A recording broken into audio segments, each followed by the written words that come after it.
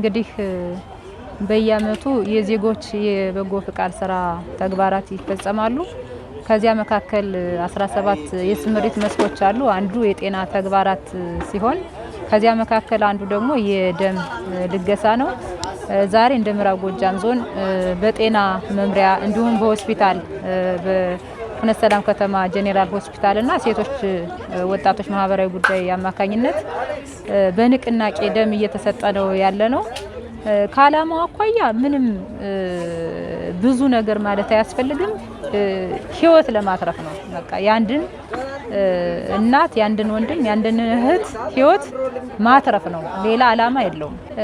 በቅድ ደረጃም ስናቅድ 65.6% የወጣቶች ሚና ከፍተኛ እንዲሆን ተደርጎ ነው የታቀደው።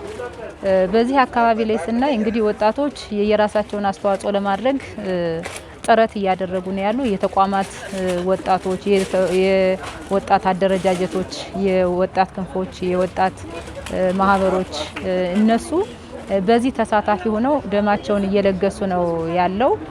ይሄ ደግሞ አጠናክረን እንቀጥላለን ብለን እናስባለን ማለት ነው። ደም ልገሳ ሰው በፐርሴፕሽን ደረጃ በጣም መያዝ ያለበት ነገር አለ። ሰው ደም ከሰጠሁኝ እሞታለሁ፣ ደም ከሰጠሁኝ እኔ መቋቋም አልችልም፣ እንዲህ የሚሉ ያልሆኑ ፐርሴፕሽኖች አሉ። ስለዚህ ከዚህ አካባቢ ላይ ማህበረሰባችን ወጣቱም ሌሎች የማህበረሰብ ክፍሎችም በዚህ ደረጃ ደማችንን ስንሰጥ ምንም አይነት ከአካላችን ምንም አይነት ነገር እንደማይልብን በዚያ ልክ በደንብ ማየት በጣም ያስፈልጋል።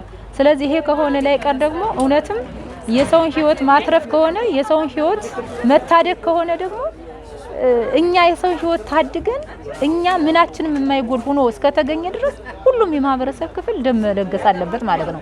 ይሄ ደግሞ እሴት ሆኖ ባህል ሆኖ ትውፊት ሆኖ መቀጠል አለበት ወደፊትም የሚል ሀሳብ አለን። በዚህ አጋጣሚ መላው ለዚህ ብቁ የሆነ ለመስጠት ብቁ የራሱን የቻለ ከጤናው አኳያ አንድ ሰው ደም መስጠት መለገስና አለመለገስ የሚችልበት የራሱን የቻለ መስፈርት አለ።